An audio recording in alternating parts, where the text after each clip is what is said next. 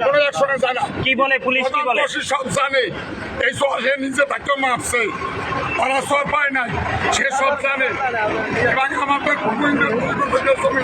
Accident office আছে, কালাগের তহসিল আছে, DC office আছে।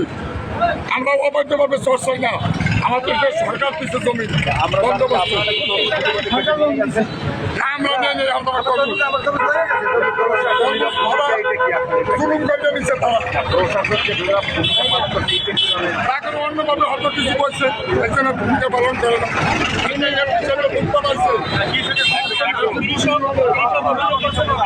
কাজ করছে কৃষকের পক্ষ থেকে আমাদের সাইন দিয়ে কিছু বলবে যে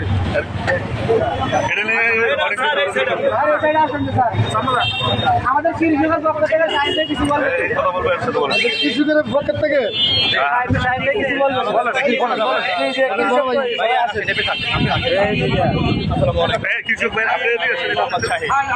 আমি কালাইয়া ইউনিয়নে আমি কৃষক, আমাদের কৃষক সমিতি আছে, আমি কৃষক সমিতির সভাপতি, আমি এখন কৃষক চাষি, আমি তরমুজ চাষি।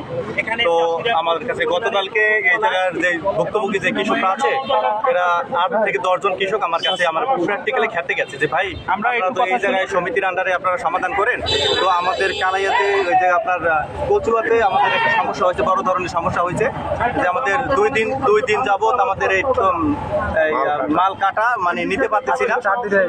4 দিন হয়ে গেছে যে মাল কাটতে পারছি না, ওই 2টা মানে আপনার ট্রলার আটকায় রাখছে। তো এইটা দ্রুত সময়ের মধ্যে কিভাবে সমাধান করা যায় এভাবে একটু ব্যবস্থা করেন। তো আমি তাড়াহুড়া করে আমি মনে করছি সম্ভবত কেউ চাঁদা টাদার জন্য এভাবে আটকে রাখছে।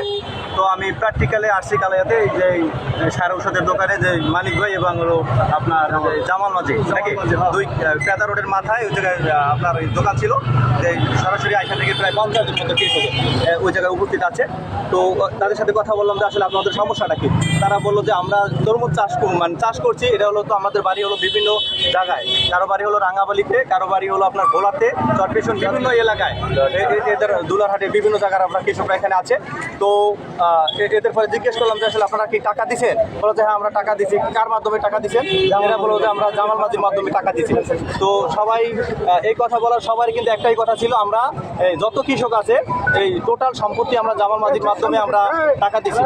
তো আমরা এখন সমস্যাটা হলো যে আমরা যে ফল কাটা, কারো 4000 ফল কাটা, কারো 1500 ফল কাটা, বলছে যে আমাদের প্রায় এখন অলরেডি প্রায় 20 লাখ টাকার মতো ফল কাটা আছে। এই ফলটা আমরা কিভাবে মানে দ্রুত সময়ের মধ্যে পাস করতে পারি, নাহলে তো আমাদের তরমুজগুলো নষ্ট হয়ে যাবে।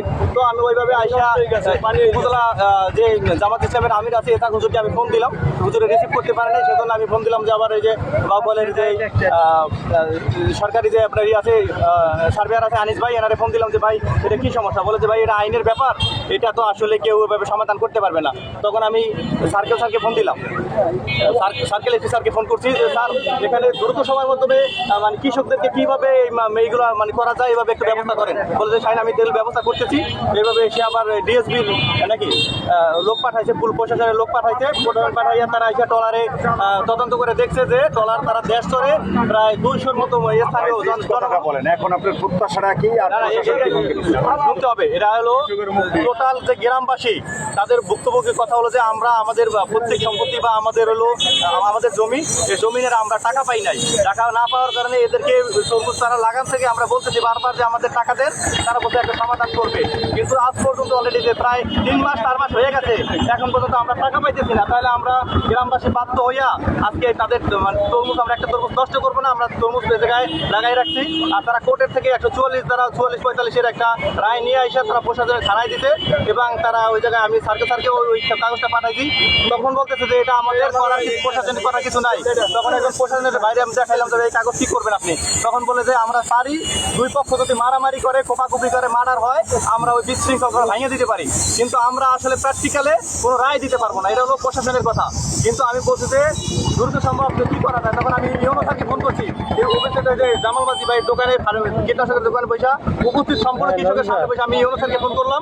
ইউনো স্যার বলছে যে কোর্টের রায় আছে এখানে, হ্যাঁ, যে কোর্টের 120 একর জমি ছাড়া তারপর বাকি জমিগুলো হলো পাবে আপনার হলো ভুক্তভোগী ভোগী যারা করছে ওই গ্রামবাসী তারা ওই জমির মালিক, ওইভাবে আপনি বন্টন করে দেন। তখন আমি প্র্যাকটিক্যালি যারা তরমুজের গাড়ি আটকে রাখি এখন কৃষকদের পক্ষে আপনার দাবিটা কি? এখন আমি তরমুজ যারা হলো আপনার 3 মাসের বা 1 মাসের আছে, এই 1 মাস যদি তাদের এই যে 144-এর রায়, এটা হলো আইনি প্রক্রিয়া, হলো আইনি ভাবে যাবে।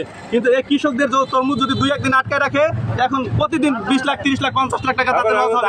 প্রত্যেকটা কৃষক লোন নিয়ে তারপরে তারা তরমুজ চাষ করছে। এই তরমুজ যদি একদিন আটকে রাখে তাহলে একদিনে তাদের ব্যাপক টাকা ক্ষতি হবে। আমরা চাই দ্রুত সময়ের মধ্যে, এটা হলো প্রশাসনিক দোহাই না দিয়া, দ্রুত সময়ের মধ্যে কিভাবে তরমুজগুলোকে ডিসপাস করা যায়। কারণ কোনো ব্যাপারই এই জায়গায় আসবে না।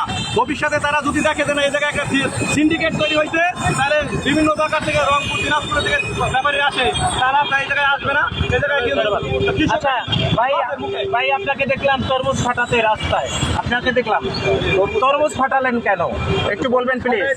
আমরা হলে জমিনের মালিক, আমরা জমি বিক্রি করছি, ঠিক আছে, মানিক গাজীর জামাল গাজীর কাছে।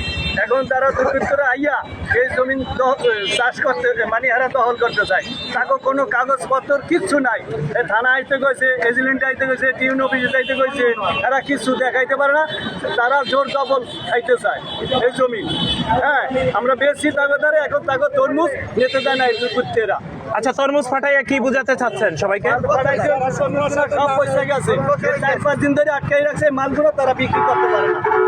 এই তরমুজগুলো আটকাই রাখছে তারা।